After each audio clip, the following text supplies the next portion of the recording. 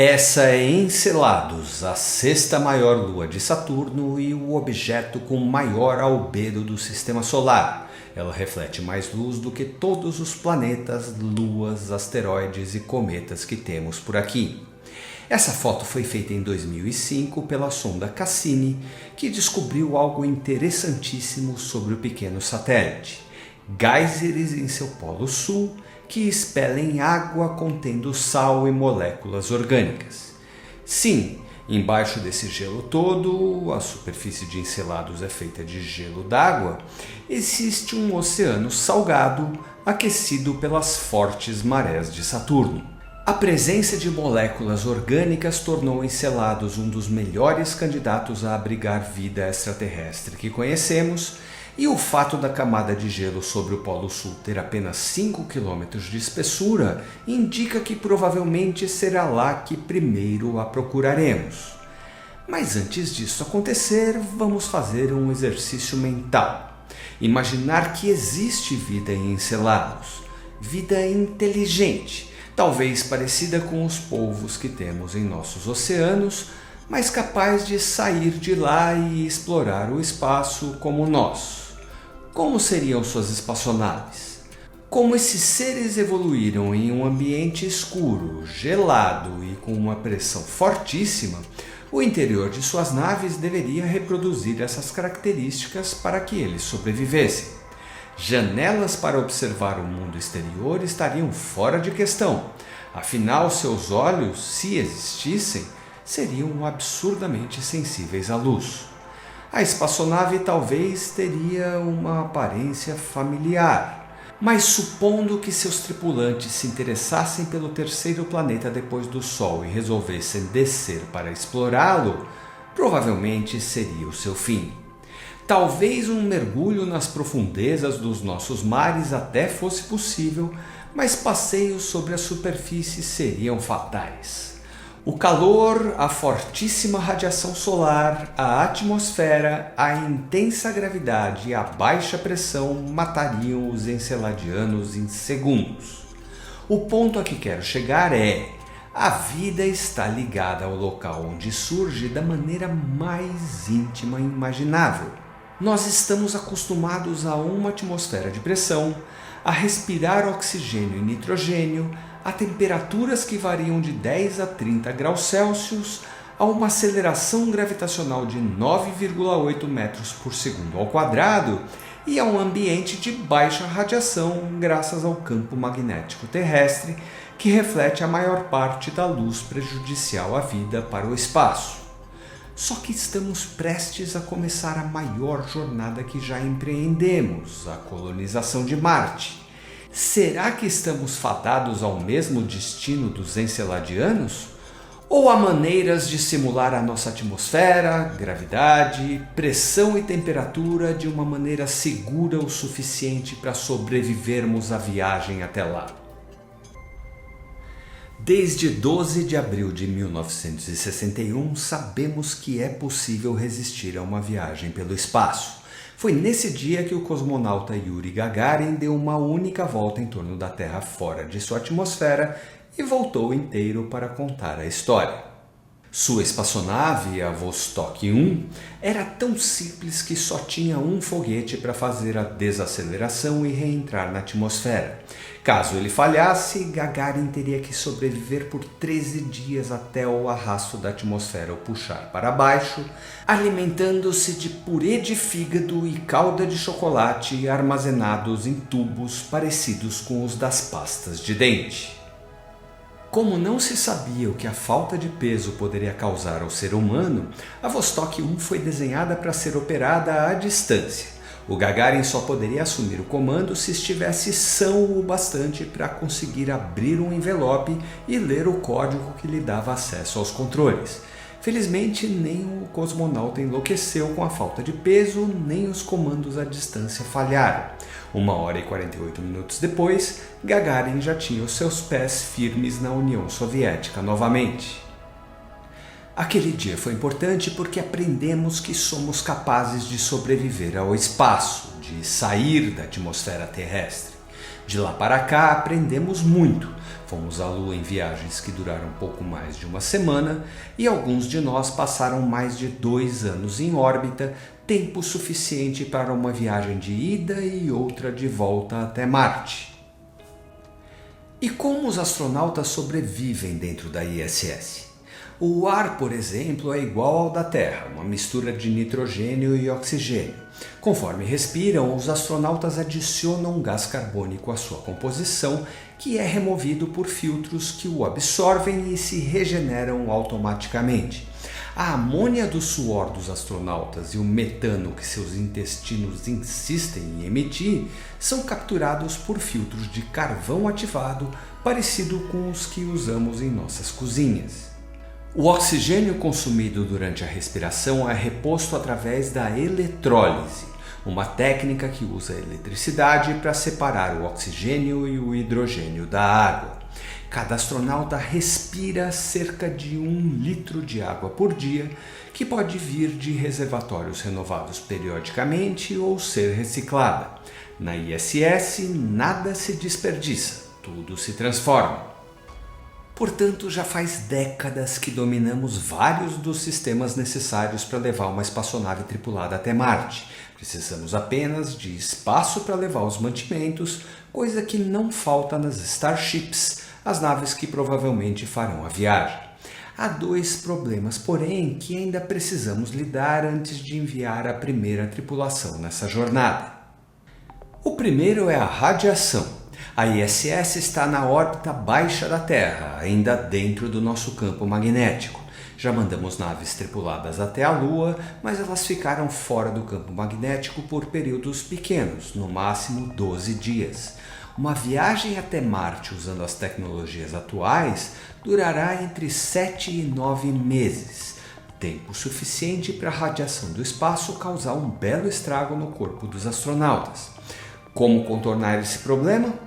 Como a maior parte da radiação do espaço vem do Sol, basta deixar os motores e os tanques de combustível voltados para ele que a tripulação já estaria praticamente segura. Tempestades solares seriam um problema, mas teríamos várias horas para preparar os astronautas que poderiam se proteger usando isso. A água é um excelente isolante de radiação. Esse famoso quadrinho do XKCD ilustra que seria possível até mesmo nadar em uma piscina com combustível nuclear sem prejudicar sua saúde. Como a espaçonave vai levar água para a tripulação, basta construir os tanques em volta de um abrigo onde ela se esconderia durante tempestades solares. O resto da radiação vem do espaço e não daria para manter a tripulação dentro do abrigo o tempo todo. Mas calcula-se que a radiação absorvida durante uma viagem até Marte seja menor do que aquela que operadores de raio-x recebem em um ano. Então, esse não seria um problema tão difícil de resolver. Temos um porém que pode exigir um pouco mais de trabalho. Você já deve ter visto esse tipo de imagem mais de uma vez. Astronautas que passaram meses no espaço sentados em cadeiras logo após saírem de suas espaçonaves. A maior parte das pessoas acredita que eles são poupados porque a falta de peso faz os ossos se tornarem menos densos, o que é verdade, mas que não afeta tão seriamente assim os astronautas desde que os programas de exercício físico foram implementados. Eles ficam sentados porque há outros efeitos que um longo período no espaço costuma causar. O coração, por exemplo, tende a diminuir de tamanho, já que não precisa fazer tanta força para bombear o sangue. Músculos perdem sua massa por não serem tão usados como na Terra, e é comum astronautas sentirem tonturas até seus corpos se readaptarem ao ambiente que os atraem para baixo. A rotina diária de 2 horas e meia de exercícios físicos minimizou muito esses problemas também, mas será que correr em uma esteira todos os dias seria suficiente para um grupo viajando até Marte? Afinal, lá não haverá uma equipe médica à espera. Como evitar esses problemas? O ideal seria criar algum tipo de gravidade artificial. A maioria das séries e filmes de ficção científica simplesmente ignora as leis da física e diz que a nave possui algum tipo mágico de gravidade artificial, afinal é o jeito mais barato de se gravar na Terra, onde é difícil disfarçar a gravidade real.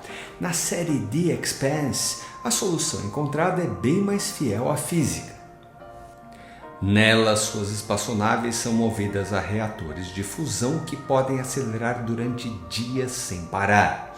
O habitat da tripulação, então, é montado acima dos motores, já que a aceleração da nave é também a sua gravidade artificial. Metade da viagem é feita acelerando em direção ao destino, a outra metade desacelerando. Em momentos em que a nave não acelera, botas magnéticas prendem os tripulantes no chão. Mas estamos muito distantes de possuir motores tão eficientes quanto os de The Expanse, então essa solução não serve para nós. Há um tipo de aceleração, porém, que somos capazes de manter, a centrípeta. Já conhecemos esse conceito desde o filme 2001, Uma Odisseia no Espaço, onde uma gigantesca estação orbital fornecia gravidade artificial a seus habitantes. Conseguiríamos fazer isso no mundo real com a tecnologia que temos hoje? Esse assunto foi exaustivamente estudado por americanos e soviéticos. Ambos criaram instalações onde voluntários viviam durante semanas usando a força centrípeta como gravidade artificial. Ambos também perceberam rapidamente que o efeito Coriolis desorienta as pessoas que demoram algum tempo para se adaptar. Já o conhecemos ao analisar furacões que giram justamente porque a velocidade de rotação de cada latitude é diferente. No caso dos estudos da gravidade artificial, o efeito acontece porque a velocidade de rotação da extremidade inferior do corpo, ou seja, dos pés, é maior do que a velocidade de rotação da cabeça, que está mais distante do piso. E essa diferença forma uma espécie de furacão interno, causando tonturas, náuseas e desorientação. Esses experimentos, porém, foram feitos na Terra, onde a gravidade do planeta também estava em ação, e o tamanho dos laboratórios não era grande o suficiente para minimizá-los.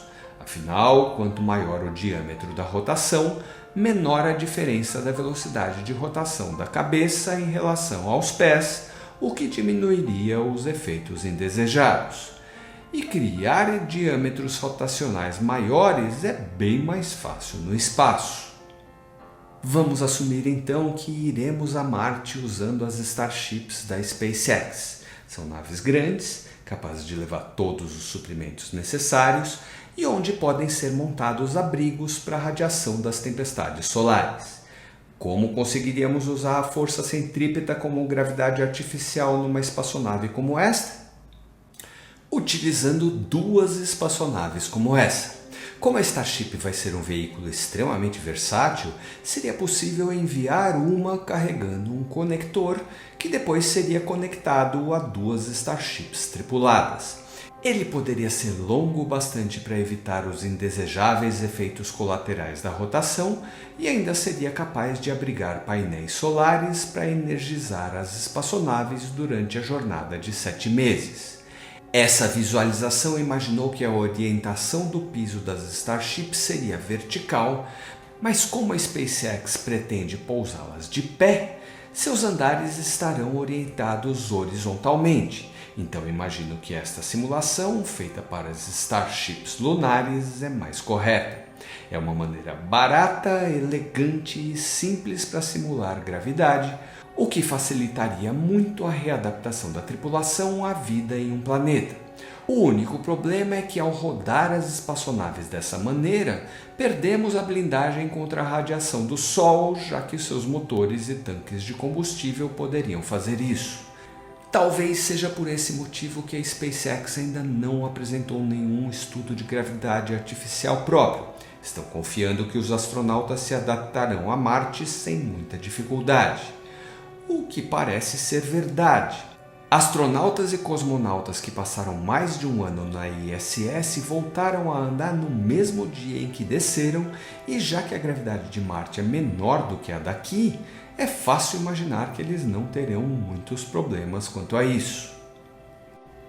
Os estudos com a gravidade artificial, porém, devem continuar. A viagem até Marte demora alguns meses, mas futuramente pretendemos nos aventurar ainda mais longe. As luas de Júpiter e Saturno parecem bons destinos, e nesses casos estamos falando de viagens que demorarão anos. Precisaremos de algo mais sofisticado do que as Starships para irmos a Encelados, por exemplo. Quem sabe não chegamos a tempo de avisar seus destemidos habitantes que não é uma boa ideia passear por nossas ensolaradas praias? Se você ficou curioso em conhecer mais detalhes da vida dentro da ISS, assista a este vídeo. Esses foram os seguidores que contribuíram com o crescimento do canal nessa semana. Se você gostou do que viu, considere apertar o botão de seguir agora. Eu sou o Juliano Righetto e esse foi mais um Somos Míopes porque somos breves.